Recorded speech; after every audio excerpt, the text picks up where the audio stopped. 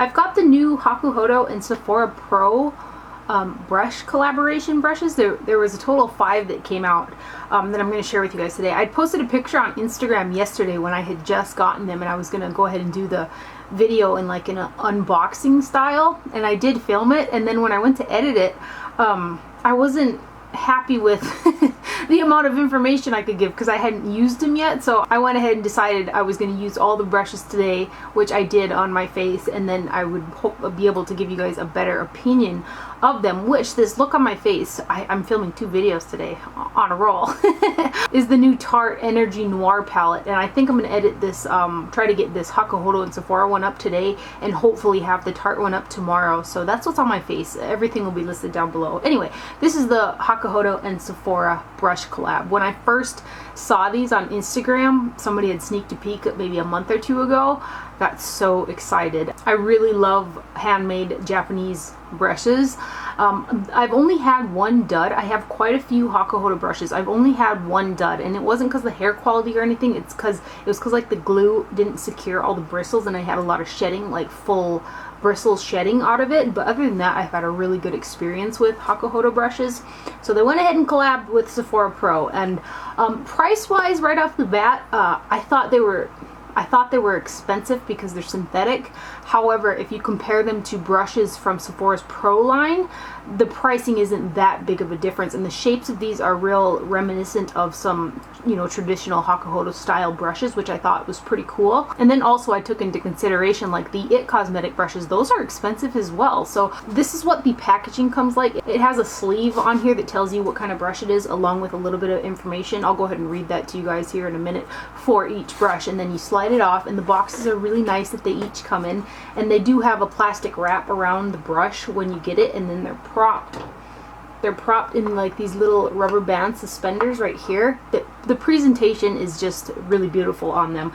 And then on the opposite side there is a card that you can pull out, and on the back side it has got step 1 pro tip, step 2 kind of telling you how you can use the brush. So that is the packaging on the brushes. Now let's dive into these brushes. This first one, which I'm probably going to butcher the names, this is the Katsubu Small Teardrop Pointed Highlighter Brush. That is what the little sleeve looks like right there. And then here is the brush right there. Again, did I mention this? Did I mention this?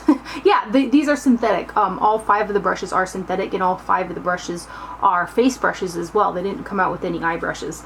So this is the Katsubu brush right here, and it says about this brush, the perfect highlighter brush because of its slimmer shape that helps you hug specific areas of the face. The brush works best with powder products, giving you seamless blending, even layers, and buildable coverage. So that's what it says about the brush. Now the handles, the weight is really nice. They feel really nice in the hand. I don't feel like the handles are super long like some Sephora brushes are. I kind of feel like they're a really good length. Not too short either. And then the ferule is a matte black color, which is really pretty. And then you've got the lacquered red handle. The writing on the brush doesn't say what specific, like the name of the actual brush isn't on the handle, unless of course that's what this is in Japanese. I wouldn't be able to tell you. But they don't appear to be laser etched in here. They just kind of appear to be stamped. So it'll be interesting to see if this right here stays on the brush, because it doesn't appear to me to be lasered. So this is the Katsubu brush, and I did use this for highlight on my face today. Super soft. It performed rather well. While these are super soft synthetic bristles, they still have texture to them, so they pick up product nicely, because I know some synthetic brushes are so soft and the bristles don't have a lot of texture to them that you almost create, you can create hard pan on certain products super easy, because it's like rubbing something so smooth over the surface, and those brushes don't pick up product, depending on of course what type of product you're using, but they don't pick up product as well as some other brushes, those super soft synthetics with no texture. So I found these bristles on all the brushes to be nicely textured, and they worked with the product pretty well. This particular brush does have a few wild bristles coming out of it. I don't know if you can see them there. There's two other brushes that have some wild bristles like that in them. And what I usually do, it doesn't matter how high end the brush is, I will just take a tweezer and I'll pluck those hairs out of the brush, which is probably what I'm going to end up doing because they're just not in line with the rest of the shape of the brush. And then this is what the Katsubu brush is compared to the Goss number 1, the highlight brush. So it's longer and pointier and not quite as fluffy as the Goss number 2 brush. So that's what they look like right there. And then this next brush is called the Ouija brush. Ouija fan cheek brush is what this one is called. So what it says about this one here is the perfect cheek brush to build coverage and have control of how much product is being picked up. Great for natural look, light medium coverage, and more precise application. Now what I can tell from this one right here, I used it in that Tarte palette to put on the blush that was in the palette. This brush is rather dense and I felt like it did pick up quite a bit of product, and it's not as wispy as like the description says. I thought it would be more of a wispy type of a brush. It's pretty dense and it picked up quite a bit of product is how I felt. However, it did blend it out and apply it very nice on the face because it's more dense, so it's going to blend it a little bit more than like a wispy brush. And I do like this brush. This one here doesn't really have any hairs that are out of line either, so that is good. So that is the Ouija brush. I just think that's crazy. Like, I think of like a Ouija board, which isn't good, but anyway. So that is that one. And this brush here, in comparison, like the only squared off other brush that I kind of have similar to this is the Wayne Goss number 12. And the Ouija brush is smaller. It's not as wide and it's not as long, or it's longer than the Wayne Goss. So here's the Wayne Goss number 12 brush, and here's the Ouija brush right there for comparison purposes. This next one is the Atsubu brush. Large teardrop pointed powder brush is what this one is called right here. And I had used this one today with bronzer, and it says, what it says about it here is the perfect complexion brush that can also be used for contour and bronzing. This large, innovative, pointed shape is great to apply fuller coverage products. This brush has a unique angle that aids in precision, giving you more control in application. Again, a nice, super soft brush.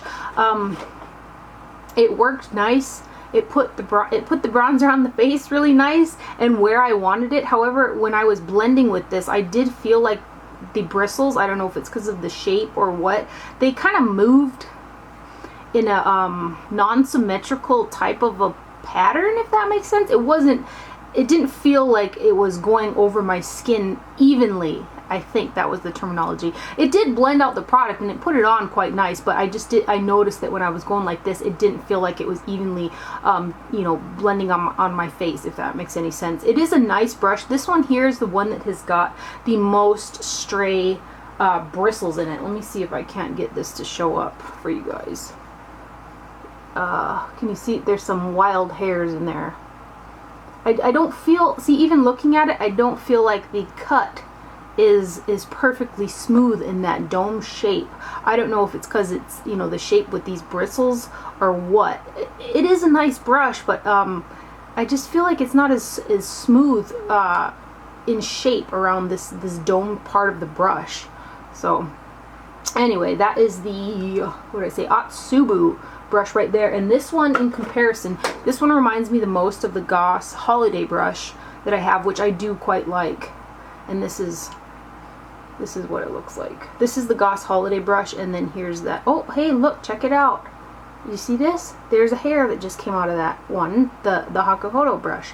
I'll be darned. This is the first hair that came out of any of them for me. So anyway, so this is what they look like in comparison. They're perfectly rounded. I mean, around the ferrules are round, so quite similar in shape, these two guys. This next one is taking a while to dry. It's still kind of wet inside of the little portion here, so if it looks a little distorted in shape, it's because it's not fully dry yet. I used this guy. It's called the Kusabi Wedge Sloping Powder Brush. However, it reminded me of the the Marc Jacobs the Face 2 brush, which I really like to put on my BB cream with. It really reminded me in shape to that brush. So I wanted to give this a try with a liquid product, although it does say powder, especially since these are synthetic. I don't see a problem with using any type of cream or liquid products with these brushes. So this is what this looks like, the Kusabi brush. And then it says about this guy here, so you can see there's like an angle to it, which I'll compare it to the this is so totally looking misshapen because it's wet still in the middle, but it says new innovative angled powder shape designed to sculpt and shape the face to give you control when applying makeup. A great setting powder brush and perfect for light coverage. That's what it says. I found this applied the cream product. It applied it nice, but it wasn't my favorite. Probably because the bristles are longer. If the bristles were a little bit shorter, it probably would have worked a little bit more like the Face 2 brush from Marc Jacobs. So I think it'll be a great powder brush, which is probably how I'm going to use it from here on out. So let me compare it to the Marc Jacobs the Face 2 brush, which hopefully you guys can see the angle on there. I kind of wish I wanted to wash it because it looked really with the BB cream in there. So there is an angle to it. So here's the Marc Jacobs the Face 2 brush with that angle, which I really like for BB cream. And then here is the Hakuhodo and Sephora one. And I don't feel like the cut or the taper of the Hakuhodo one is as nice as the Marc Jacobs one. So it's a little bit more blunt, this guy, where this one here is just smooth all the way, and it feels like this one's a little bit more full as well. So. And then the very last brush in the collection is the Kusuriyubi. Kusuriyubi, I think is what it's called. Angled concealer brush. And that is what it says on the box there. And then I found this interesting because it says on the box, it says the perfect multitasker that doubles as an angled concealer and highlighter brush because of its slimmer shape that helps you hug specific areas of the face. This brush works best with powder products, giving you seamless blending, even layers, and buildable coverage. I found it really interesting that they said, you know, this works best with powder products. I find it interesting that it said that kind of about a couple of these brushes because they're synthetic.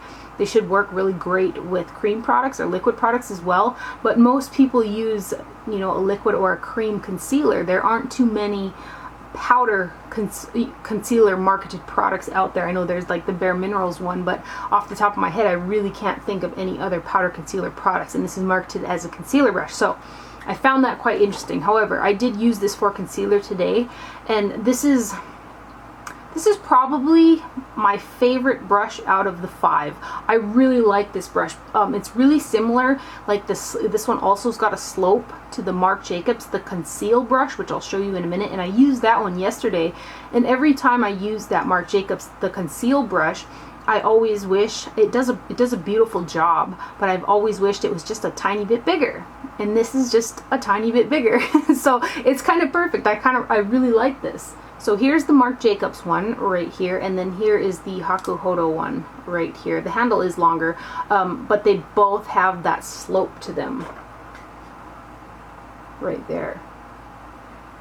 But the Hakuhodo one is slightly larger, and I think it's awesome. This one's dirty because I did use it yesterday, but I really like the Conceal brush. It did a really great job. I feel like the taper wasn't off or anything like that. It blended really nice. So the concealer brush is probably my favorite. I may order another one because I do like this. I like it quite a lot. It fits really nice in my hard to reach inner corner type areas. It blended really nice. It was a nice brush.